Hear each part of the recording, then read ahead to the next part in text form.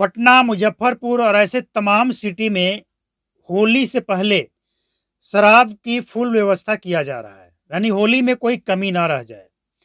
और शुरुआती 1-2 मिनट में भले ही आपको ये सारी बातें बेकार लगे, लेकिन जब इस विश्लेषण को आप पूरा देखेंगे, सुनेंगे, तो आपको यकीन हो जाएगा और लास्ट में आप भी कमेंट करके जाएंगे, यू आर राइट ब्रो। ये विश्लेषण ही कुछ ऐसी है और इसमें गरीबों के लिए एक चिंता का भी विषय है। हालांकि गरीब तो गरीब है, गरीबों को चिंता उतना नहीं है जितना मिडिल क्लास और पैसे वाले लोग भी फंसने जा रहे हैं। ये जो तरीका अपनाया गया है ना, ये सचमुच चिंता का विषय है, क्योंकि ये खबर बिहार पुलिस को, बिहार सरकार को भी परेशान कर रही है कि अब क्या करें, कैसे करें, कैसे करें, कैसे लगाम लगाएं। ये कहावत आपने सुना होगा, डाल डाल और पात पात। तो बिहार पुलिस, उत्पाद विभाग, डाल डाल तो शराब माफिया पात पात। पकड़े तो कैसे पकड़े। अब देखिए, पटना, मुजफ्फरपुर की तो बात मत कीजिए भैया, इतना ज्यादा शिकायत वहां से आ रहा है शराब तस्करी का, जिसका कोई लिमिट नहीं है, कोई लगाम नहीं है। और इसीलिए कहा जा रहा है कि लगाम नहीं लगता है तो कोई मतलब नहीं ऐसी शराबबंदी का।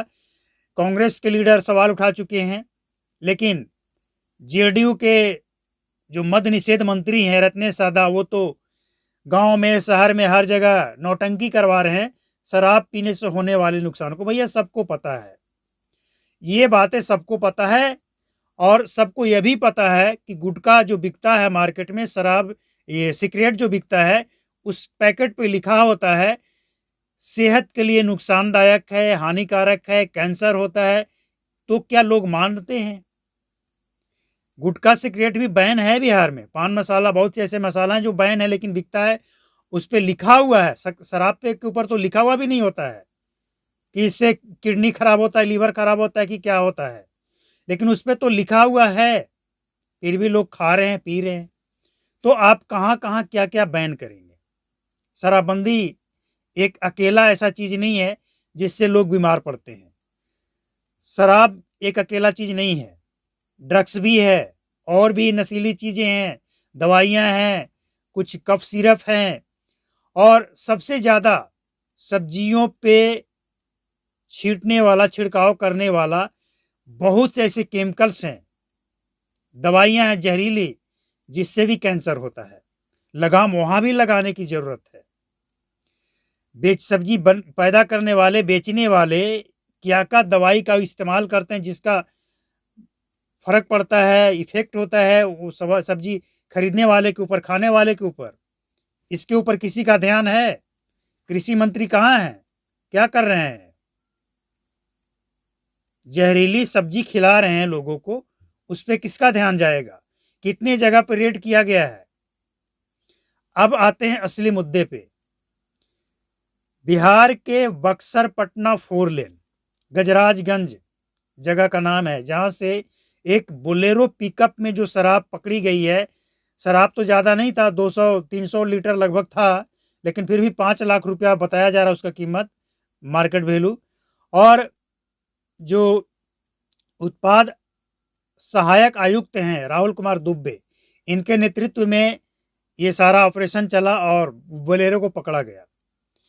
हालांकि बोलेरो तो पकड़ा गया, लेकिन वही जो तस्कर है वो, उसका कोई अता पता नहीं है कि वही है या गाड़ी किसी और का है, ड्राइवर कोई और है, उसको पता है नहीं है। मतलब ये एक जांच का विषय है और जांच में क्या आता है सबको पता है। लेकिन चिंता का विषय क्या है इसमें, इसको समझिए। ये तो अब तक तो आपने ये सुना कि शराब पटना लाया जा रहा था, उत्तर प्रदेश निर्मित शराब, और पटना में ये स्टोर करना है, बेचना है होली के टाइम पे, और ये चल रहा है, आगे भी चलता रहेगा।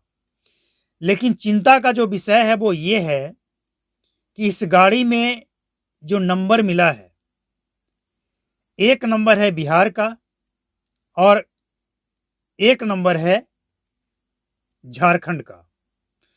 अब बताइए कि नंबर प्लेट लगा है, और इससे पहले भी इस तरह की घटनाएं सामने आई है कि आगे यूपी नंबर, पीछे बिहार नंबर, पीछे झारखंड नंबर, आगे बिहार नंबर। अब पुलिस पकड़े तो किसको पकड़े?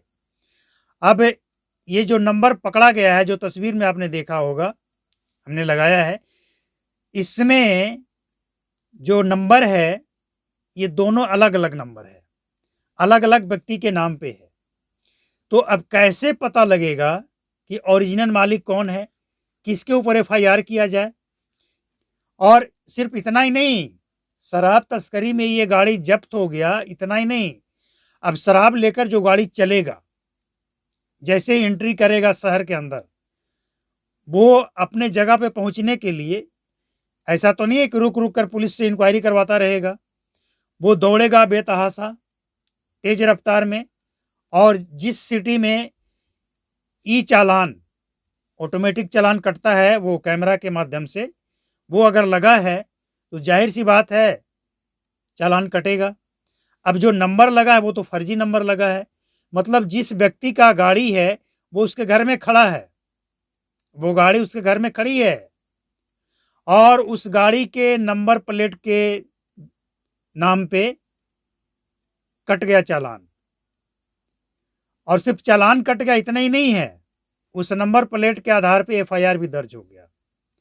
अब बिना मतलब बेवजह जो व्यक्ति घर में बैठा है, जिसका नंबर प्लेट घर में है, उसकी गाड़ी घर में है, वो अब ये केस लड़ो, कोर्ट में जाओ, कम से कम सफाई तो देना पड़ेगा ना कि मेरी ये गाड़ी नहीं है, नंबर प्लेट तो सही है, किसी ने इसका इस्तेमाल किया है, लेकिन मेरी गाड़ी घर पे है।